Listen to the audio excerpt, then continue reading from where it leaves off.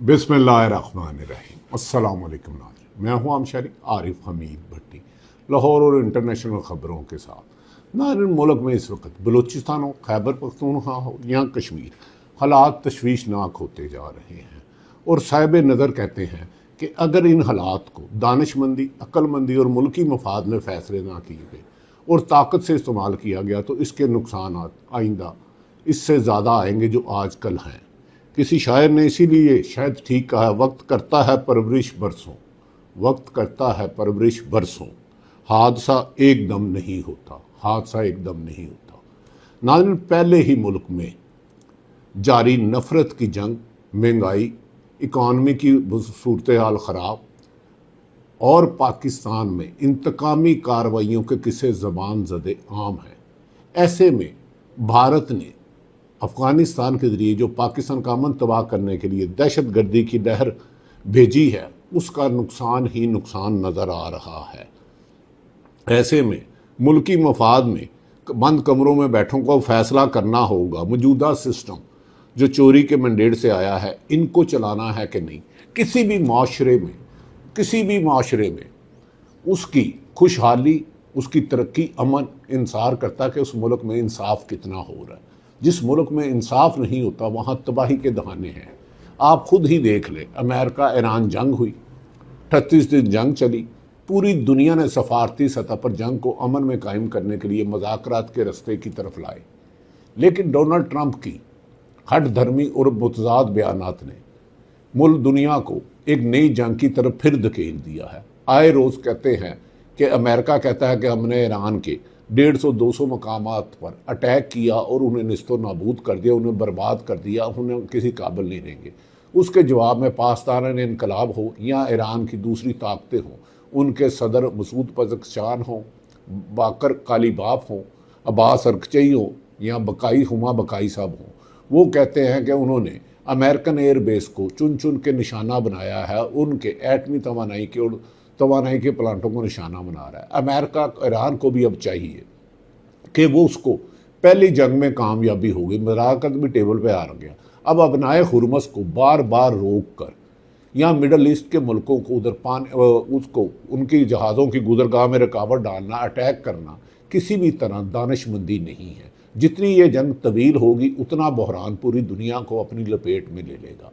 पाकिस्तान में तो वैसे ही जंग चाहे ईरान और अमेरिका की हो, लबनान और किसी और इसराइल की हो, पाकिस्तान में तो कीमतों में इजाफा हो जाता है।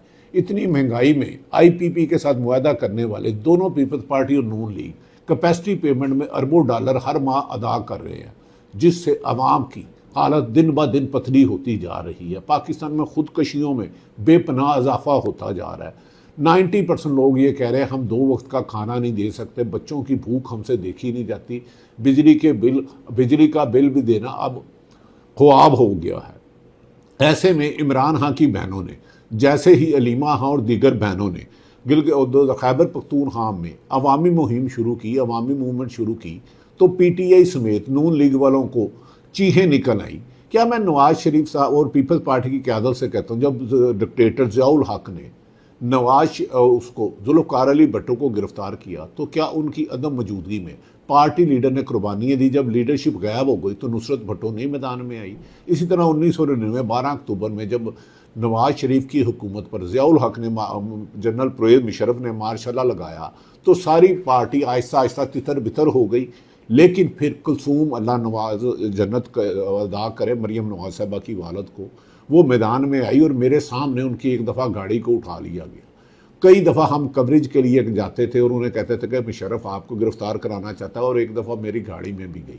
तो अगर लीडर कंप्रोमाइज़ कर ले या जुल्म ज़्यादा हद से बढ़ जाए, जैसे आजकल पाकिस्तान में हो रहा है, इतना जुल्म सितम किसी सियासी मुखालिफिन को कुचलने के लिए नहीं इस्तेमाल किया गया, चाहे ज़ियाउल हक का दौर हो, चाहे मुशर्रफ का दौर हो, चाहे हमारी होश से पहले अयूब खां का दौर हो, जितना इस दौर में सियासी मुखालिफिन को और इख्तलाफ राय रखने वालों की ज़िंदगी को अजरन किया जा रहा है। अब तो हालात यहाँ पहुँच चुके हैं कि मुल्क की इकानमी को खुद हुक्मरान कह रहे हैं कि ये दिवालिया होने वाली है और इस मुल्क का चलना मुमकिन ही नहीं रहा।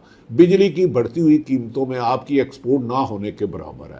حکومت کی ناجائز پالیسیاں، کیونکہ یہ حکومت کو چلا نہیں رہے، گھسیٹ رہے ہیں صرف عمران خان کو اندر رکھنے کے لیے۔ 7 ماہ تک مجھے بتائیں دنیا کا کون سا سابق وزیر اعظم ہے اس ملک کی قید میں ہو اور اس کی بہنوں کو، اس کی جماعت کو، پاکستان تحریک انصاف کے لیڈروں کو ملاقات نہ کری جائے۔ اب علیمہ خان اور جب ویسے اسٹریٹ موومنٹ کے لیے نکلی اور کہتی کہ 5 اگست کو عمران خان کی گرفتاری کو 3 سال ہو جائیں گے، اس پر انہیں ایک دن کے احتجاج کی بجائے تسلسل سے احتجاج کرنا ہوگا تاکہ عمران خان کی صحت کے معاملے میں کم سے کم ان کا علاج ہو سکے اور ان کی رہائی ممکن ہو سکے۔ صرف 2 کیسوں میں ابھی تک انہیں سزا ہوئی ہے، القادر ٹرسٹ میں اور دوسرا توشہ خانہ 2 میں۔ اس کے علاوہ عدت کیس، سائفر کیس سب اڑا دیے ہیں۔ لیکن 26ویں اور 27ویں ترمیم میں جو آخری امید کسی ملک میں ہوتی ہے، عدالتوں کی، سپریم کورٹ کی سب سے بڑی، وہ اڑا کے رکھ دیا ہے۔ اس کے بنیاد پر جسٹس منصور علی شاہ نے، جنہوں نے chief justice of Pakistan supreme court بننا تھا، توقع تھی کہ وہ نچلی عدالتوں کی بہتری کریں گے اور عوام کی فلاح و بہبود کے لیے کام کریں گے اور انصاف کی فراہمی یقینی بنائیں گے۔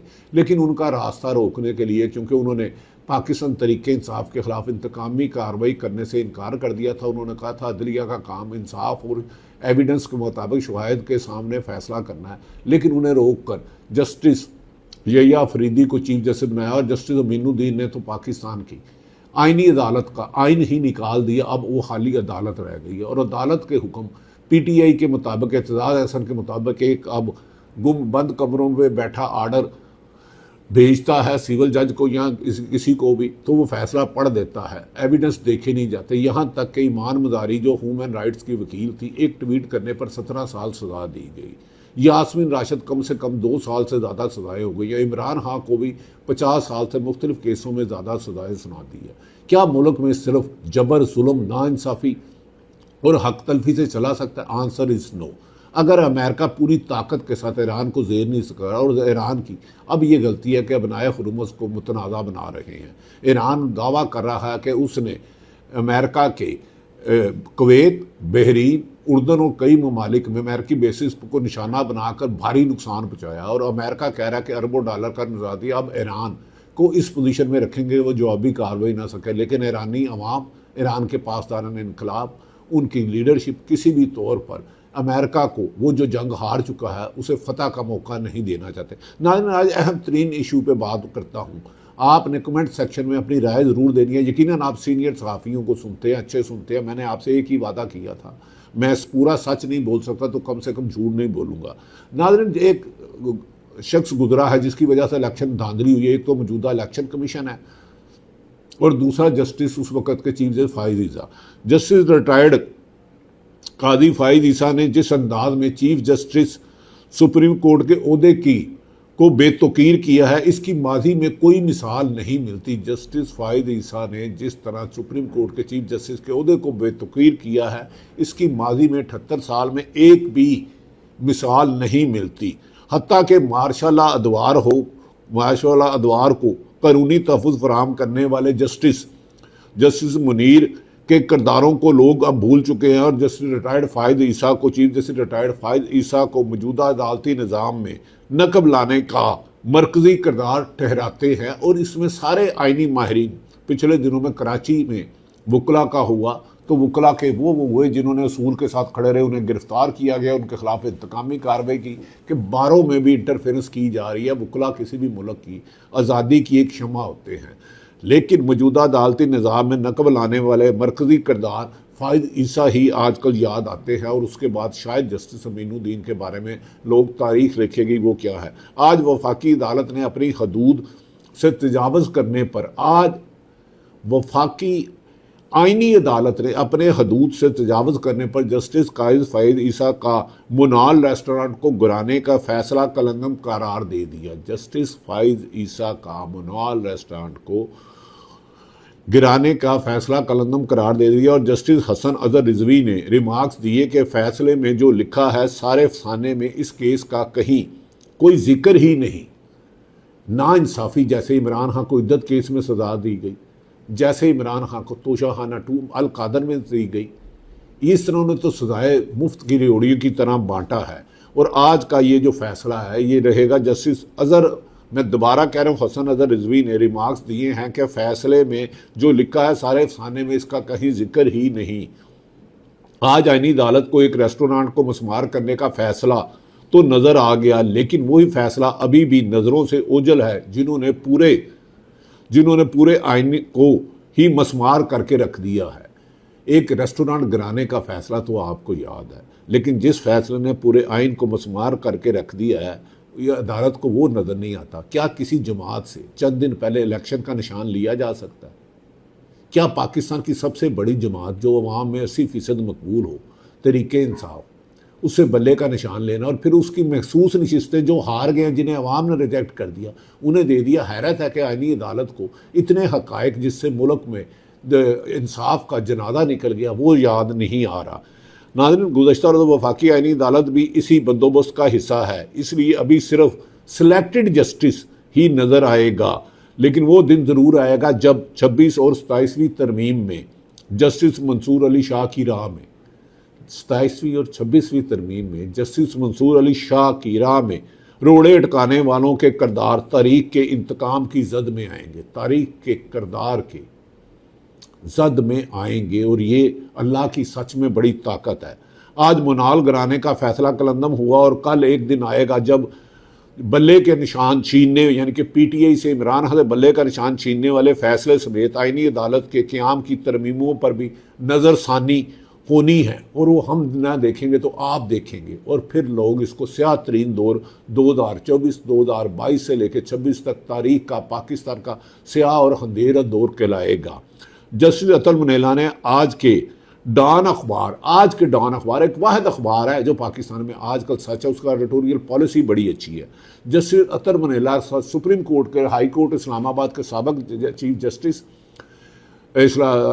سپریم کورٹ کے سابق جیسے اطہر منیلا نے آج کے ڈان اخبار میں ایک آرٹیکل لکھا ہے جس میں انہوں نے سوال اٹھایا ہے کہ موجودہ دور میں وکلا تحریک کیوں شروع نہیں ہو رہی۔ موجودہ دور میں وکلا تحریک، جبکہ وکلا کو اٹھایا بھی جا رہا ہے، وکلا کو مارا بھی جا رہا ہے، ججوں کو ہراساں کیا جا رہا ہے، ایون کہ 6 ججوں کو بھی سپریم کورٹ سے انصاف نہیں ملا۔ جسٹس اطہر منیلا کے مطابق یہ افسوس کا امر ہے کہ جن سیاستدانوں نے آئین کا دفاع اور اس کی حفاظت کرنے کا حلف لیا، جن سائنسدانوں نے اور افسروں نے آئین کی پاسداری اور اس کو حفاظت کا حلف اٹھایا تھا، وہی سیاستدان آج کھلے عام ایک ہائیبریڈ طرز حکمرانی کے موجودہ نظام پر فخر کر رہے ہیں۔ اس میں خواجہ آصف جو وزیر ڈیفنس منسٹر، انہوں نے کہا تھا ہاں ہائیبریڈ نظام ہے۔ ہائیبریڈ نظام دوغلے نظام کو کہتا ہے جس میں انصاف کی گنجائش ہی نہیں ہوتی۔ ڈان اخبار نے اس آرٹیکل کا خلاصہ تو شائع کر دیا، لیکن بعد میں اسے مکمل آرٹیکل کو ڈان کی اپنی ویب سائٹ سے ہٹانا پڑا۔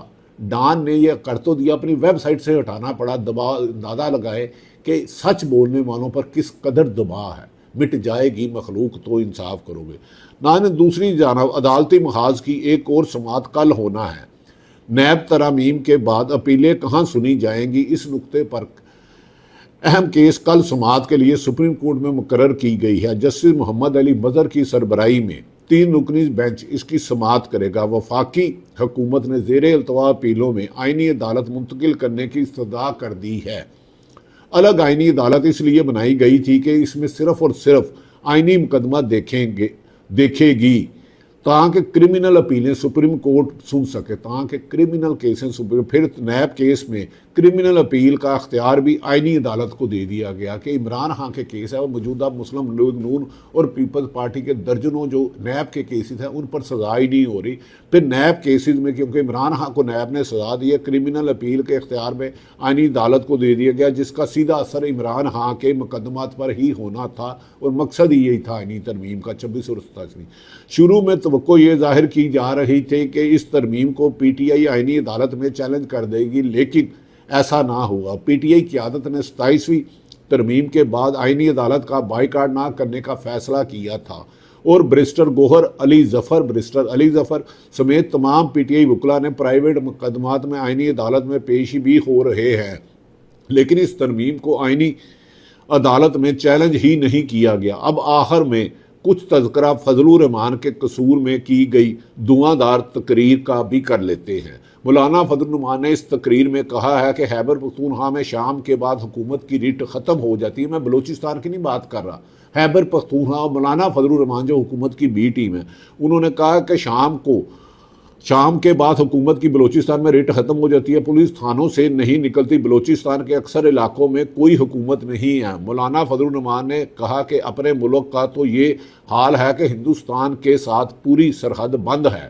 افغانستان کے ساتھ پوری سرحد بند ہے، مغربی سرحدیں بھی بند ہیں، مشرقی سرحدیں بھی بند ہیں، چین اپنا اعتماد اٹھ چکا ہے، ہم نے ان کو دھوکے دیے ہیں، ہم نے ان کے سرمایہ کاری کا راستہ روکا ہے، اس وقت ایک محصور ہے اور حکمرانوں کی پالیسیوں کے ہاتھوں محصور ہے، اور حکمران اس لیے مجبور ہیں کہ وہ بھی مؤثر ہیں، یعنی کہ پابند ہیں، یعنی کہ قید ہیں، اپنا انڈیپینڈنٹ فیصلہ نہیں کر سکتے۔ مولانا صاحب کی تقریر پر اعتراضات تو ہو رہے ہیں، مولانا صاحب ایک زیرک اور منجے ہوئے سیاستدان ہیں، ان کا لہجہ تلخ ہوا تو کوئی وجہ ضرور ہوگی۔ مولانا نے کبھی ریاست کے خلاف اپنی سٹریٹ پاور استعمال نہیں کی۔ پاکستان میں اس وقت بہت مسائل ہیں، اگر کوئی لیڈر تنقید کا جمہوری حق استعمال کرتا ہے تو اسے تنقید کرنے دیں، اسے ملک کا دشمن نہ بنائیں۔ عمران خان کی جیل میں 7 ماہ سے ملاقات بند رکھنے پر حکومت کی بدنیتی سامنے آتی ہے۔ کیا ایسا اسے کیا کہ اس کی صحت بھی خراب ہو گئی، اس کی بہنوں سے نہیں بھی ملنے دیا گیا، اس کے پارٹی لوگوں پر ہزاروں لاکھوں مقدمات چھاپے مارے گئے، اور بالآخر عمران خان کی بہنوں کو اب عوامی مہم شروع کرنی پڑی۔ کیا عمران خان کی بہنوں کے ساتھ پاکستان تحریک انصاف کا ورکر تو ہے، کیا لیڈرشپ ان کے ساتھ دے گی؟ اور 5 اگست سے طویل ایک جدوجہد کی جائے گی جو عمران خان کے علاج سے لے کے رہائی تک رہے گی، یا اس پر بھی رکاوٹ ڈالی جائے گی؟ میڈیا بے بس لاچار ہے، مٹ جائے گی مخلوق تو انصاف کرو گے۔ اللہ تعالیٰ پاکستان کا حامی و ناصر ہو۔ پاکستان زندہ باد۔